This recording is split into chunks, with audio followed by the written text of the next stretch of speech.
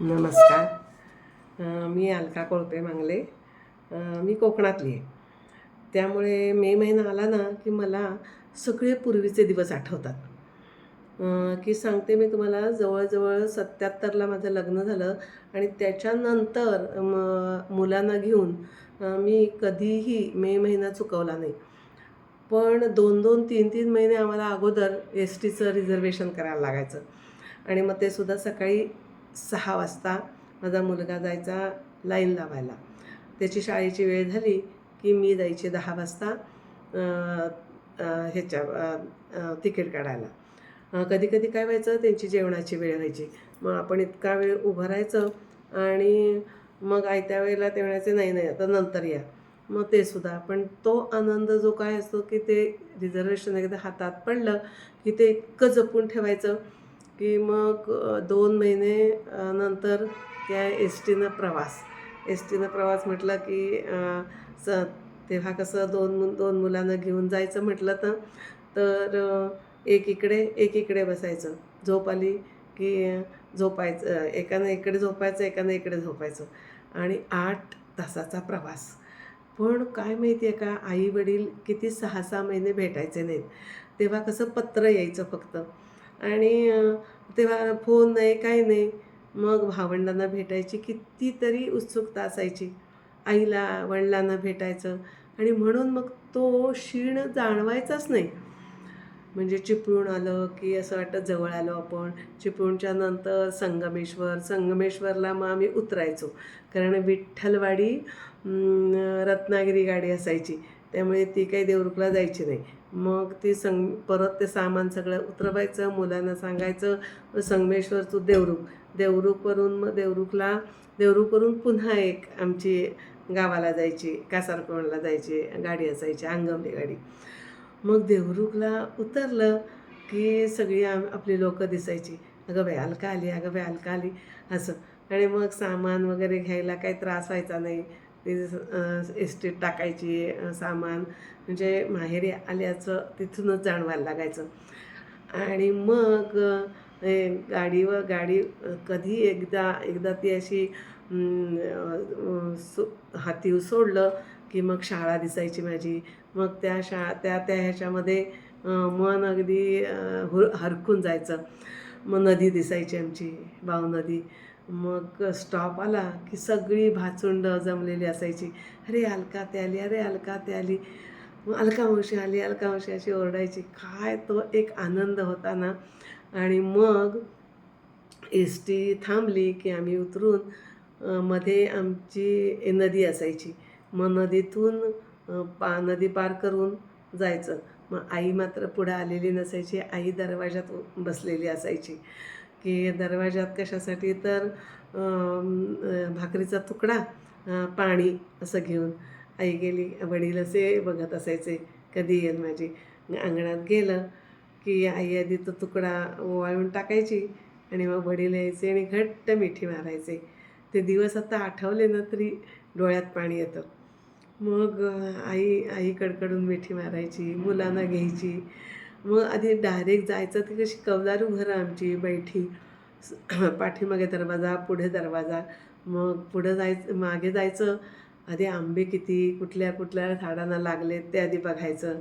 पेरू कुठे किती आहेत असं. आई म्हणायची, "अगं बाई नंतर जा, आधी काहीतरी खा तरी, थांब ये, हातपाय धु." ते कुठलं इकडे ते परसावामध्ये संपूर्ण फिरायचं की एक प्रकारचं मग समाधान वाटायचं.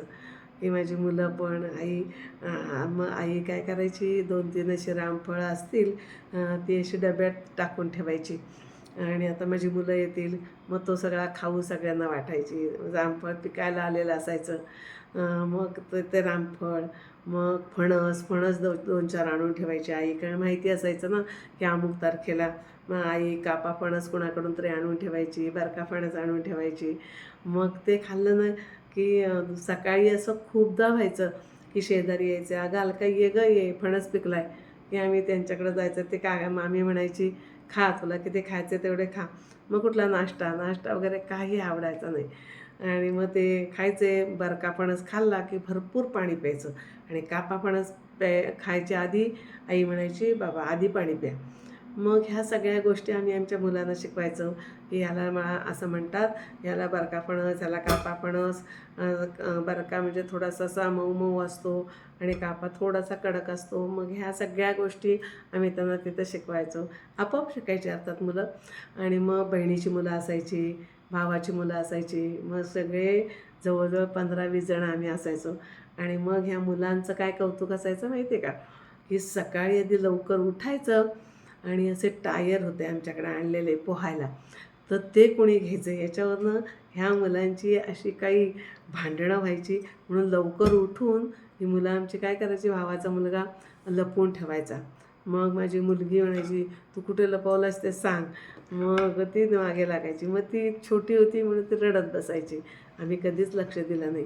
आणि मग स टॉवेल घेऊन, कपडे घेऊन 9, 8, 9 वाजल्यापासूनच तयारी असायची. पण आम्ही कोणतरी मोठं असल्याशिवाय आम्ही कधी यांना नदीवर न्यायचो नाही. मग सगळे मागे, लवकर चला ना, लवकर चला ना. मग एकदा मग आईनं आंबे ठेवलेले असायचे. कधी कलमी आंब्याची पेटी असायची. मग त्यातल्या हळूच पोरंही जाऊन वरती माळ्यावर ते आंबे आणायचे आणि ते असे काम त्या टॉवेलात गुंडाळून मग नदीवर बसून त्या आरामात आंबा खायचा. आणि मग जवळजवळ 1 ते 2 तास ही मुलं डुंबत असायची. अर्थात कधीही आमच्या इथं नाही मगर, ना काही साप, असं कधी आम्हाला त्या नदीत दिसलं नाही. मग आम्ही काय करायचो, की जे कपडे असतील घरचे ते आणायचे, तिथं धुवायचे आणि वाळत टाकायचे. आणि मग मुलं हुंदडत असायची. मग त्यांना सांगायचो चला, मग तरी ऐकायची नाही. ती 2-2, 2.5 तास तिथे पोहत राहायची. मग माझी आई तिथे जवळ यायची आणि मग हाक मारायची की अरे लवकर या, किती वेळ आता करताय. मग कसं तरी ह्या मुलांना बाहेर काढायचं आणि मग कपडे घ्यायचे आणि मग घरी जायचं तोपर्यंत वारा आलेला असायचा खूप मोठा. मग आमच्या आंब्याखाली ही मुलं डायरेक्ट आंब्याखाली जायची आणि वारा आला की टप टप टप आंबे पडायचे. तो आंबा जो असतो ना वरती पिकून खाली पडलेला, त्याची चव इतकी अप्रतिम की मला आत्तासुद्धा असं वाटतं की कधी एकदा मी तिथे जाईन आणि तो आंबा खाईन. मी माझ्या वहिनीला सांगितलं होतं की यावेळी मात्र खाली पडलेले आंबे वेचायला मी येणार आहे. पण ते काही मला जमलं नाही आणि म्हणून मला अगदी खूप आठवण आली. मी आज बहिणीलासुद्धा फोन करून सांगितलं की माझे आंबे मात्र खायचे राहिले.